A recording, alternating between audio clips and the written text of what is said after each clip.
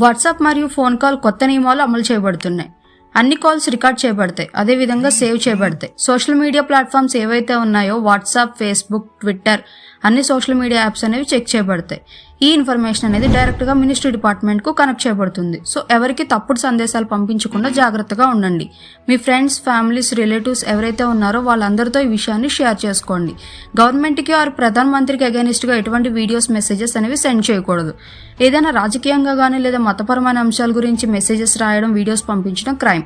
అలా చేయడం వల్ల పోలీసులు వారెంట్ లేకుండా అరెస్ట్ చేస్తారు. ఆ తర్వాత సైబర్ క్రైమ్ వాళ్ళు యాక్షన్ తీసుకుంటారు.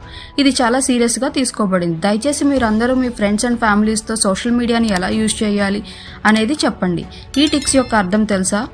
3 బ్లూ కలర్ టిక్స్ వస్తే గవర్నమెంట్ మీ మెసేజెస్ని చెక్ చేస్తుంది. అదేవిధంగా 2 blue ticks and 1 red tick వస్తే గవర్నమెంట్ మీపై యాక్షన్ తీసుకోవచ్చు. అదేవిధంగా 1 బ్లూ టిక్, 2 రెడ్ టిక్స్ వస్తే గవర్నమెంట్ మీ ఇన్ఫర్మేషన్ అనేది చెక్ చేస్తుంది. అదేవిధంగా 3 రెడ్ టిక్స్ వస్తే గవర్నమెంట్ మీపై యాక్షన్ తీసుకోవడం స్టార్ట్ చేసింది. త్వరలో కోర్టు నుండి సమన్లు వస్తాయి. సో రెస్పాన్సిబుల్ సిటిజన్గా ఉంటూ ఈ విషయాన్ని మీ ఫ్రెండ్స్ అండ్ ఫ్యామిలీస్తో షేర్ చేసుకోండి.